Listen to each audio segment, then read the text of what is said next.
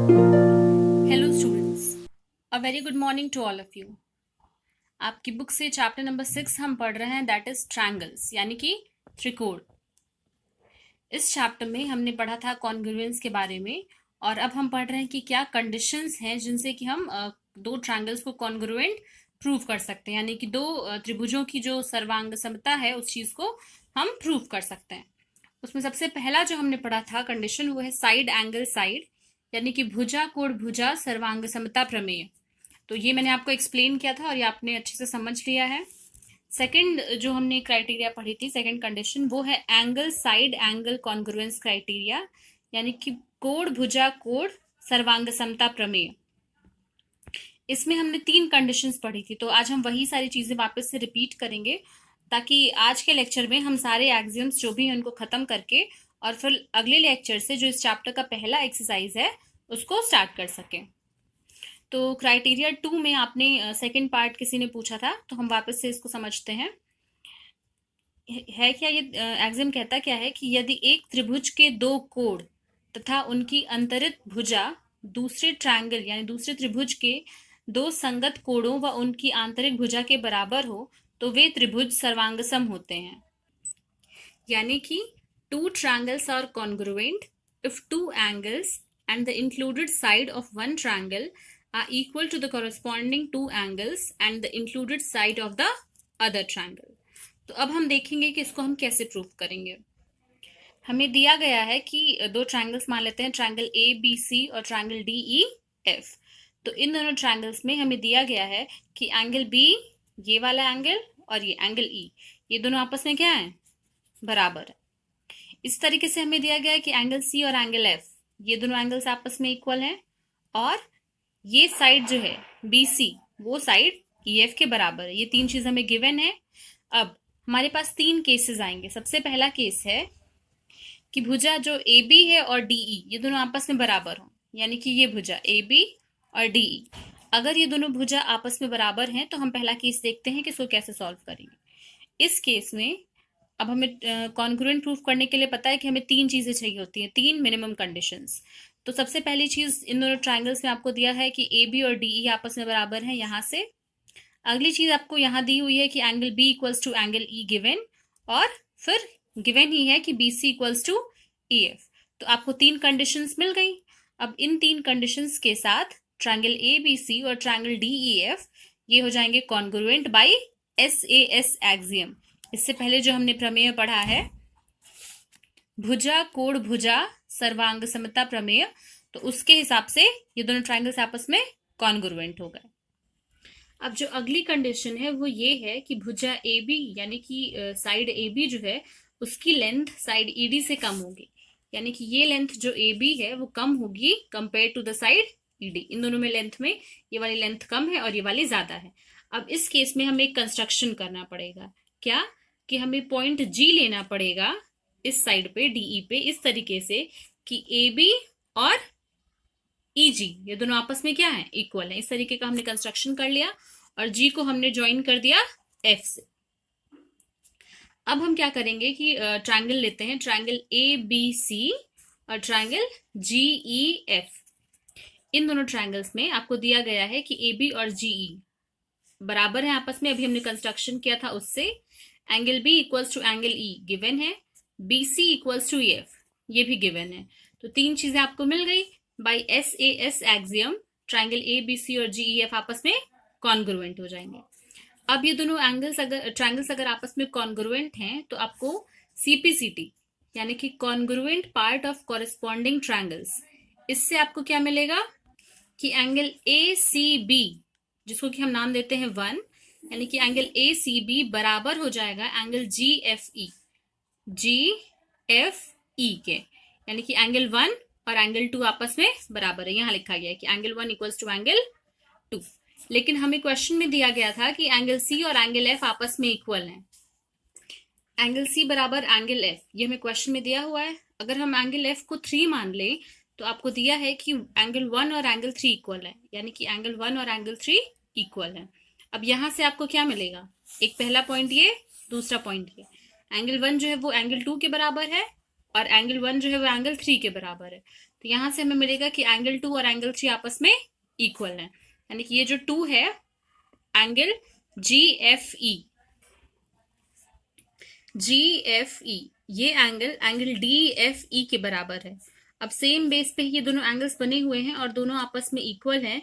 ये तभी पॉसिबल है जब G और D आपस में क्या करेंगे, कोइंसाइड करेंगे, यानी कि ये जो रे FG है वो FD के साथ कोइंसाइड करेगी।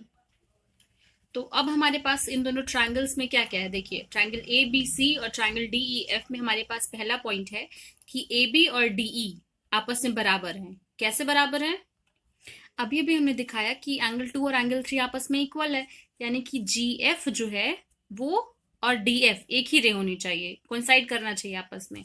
और हमें पता है कि अगर ये G पॉइंट जो है वो यहाँ पे आएगा, तो ये अगर G यहाँ पे आता है तो AB और GE ये दोनों आपस में क्या हो जाएगा, AB और DE ये दोनों आपस में इक्वल हो जाए। तो वहां से ये हमें पहला पॉइंट मिलता है। अगला पॉइंट हमें गिवन था क्वेश्चन में ही कि B और E ये दोनों एंगल्स आपस में इक्वल हैं। और जो थर्ड पॉइंट है BC इक्वल्स टू EF, ये भी हमें क्वेश्चन में गिवन था कि ये जो बेस है यहाँ पे ये साइड BC वो साइड EF के बराबर है।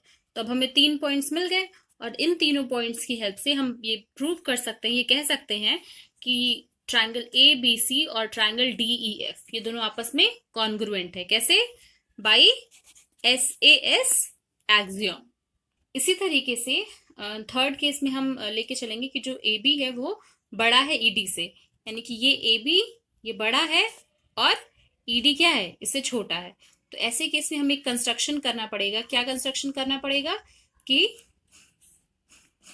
EG बराबर AB, इस साइड क्योंकि ये साइड बड़ी है और ये साइड छोटी है तो हम इसको बढ़ा करके एक पॉइंट G लाएंगे और इन दोनों को ज्वाइन कर देंगे इस तरीके से कि साइड AB और साइड EG आपस में बराबर हो।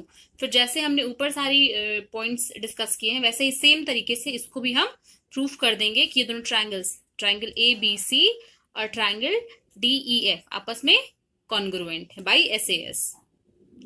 अब जो थर्ड क्राइटेरिया है कॉन्ग्रुएंसी का वो ये है जिसको कि हम side side side congruence criteria या भुजा भुजा भुजा सर्वांग समता प्रमेय कहते हैं। क्या है इसका स्टेटमेंट है कि two triangles are congruent if the three sides of one triangle are equal to the corresponding three sides of the other triangle, यानी कि दो त्रिभुजों में से यदि एक त्रिभुज की तीनों भुजाएं दूसरे त्रिभुज की संगत तीनों भुजाओं के बराबर हैं तो हम उन दोनों त्रिभुजों को सर्वांगसम कहते हैं। अब देखिए इसको कैसे प्रूफ करेंगे। हमें दिया गया है कि दो ट्रायंगल्स हैं, ट्रायंगल ABC और ट्रायंगल DEF। इसमें आपको दिया गया है कि AB बराबर है DE के, BC बराबर है EF के और AC बराबर है DF के। अब आपको प्रूफ करना है कि ये दोनों आपस में कॉन्ग्रुएंट है। हम एक छोटा सा कंस्ट्रक्शन करेंगे। हमने क्या किया है कि जो लॉन्गेस्ट साइड है, देखिए let BC be the longest side. मान लेते हैं कि ये जो हमने बनाया है बेस, ये जो ट्रायंगल हमने बनाई है इसमें BC सबसे लंबी साइड है। अगर ऐसा है कि BC सबसे लंबी साइड है तो हम एक कंस्ट्रक्शन करेंगे, EG ड्रॉ करेंगे इस तरीके से कि एंगल FEG बराबर हो एंगल ABC के, यानी कि ये एंगल और ये एंगल आपस में इक्वल हो। इस तरीके का हम कंस्ट्रक्शन करेंगे। और क्या होना चाहिए कि EG और AB ये दोनों आपस में इक्वल हो। फिर हम इस पॉइंट G से F को और E को ज्वाइन कर देंगे। ये हमने कंस्ट्रक्शन कर लिया। अब देखते हैं कि प्रूफ क्या है, कैसे करेंगे। ट्रायंगल ABC और ट्रायंगल GEF में आपको इस ट्रायंगल में और ये नीचे जो ट्रायंगल हमने भी कंस्ट्रक्ट किया है उसमें BC और EF आपस में बराबर हैं। ये हो गया BC और EF गिवन है, तो BC और EF यहाँ पे ये आपस में बराबर हो गए। फिर AB और EG अभी हमने कंस्ट्रक्शन किया है तो वहां से ये चीज बराबर हो गई और एंगल ABC बराबर हो गया एंगल EFG के, ये भी कंस्ट्रक्शन से। 3 पॉइंट्स मिल गए, यानी कि ये दोनों ट्रायंगल ABC और ट्रायंगल EFG ये आपस में कॉन्ग्रुएंट हो जाएंगे SAS एक्सियम से। तब हम CPCT यानी कि congruent part of corresponding triangle इससे लिख सकते हैं कि एंगल ए और जी आपस में बराबर है और साइड AC साइड GF के बराबर है। अब हमारे पास क्या क्या चीजें हैं? सबसे पहली चीज हमारे पास है कि AB और DE आपस में इक्वल है, ये चीज गिवन है।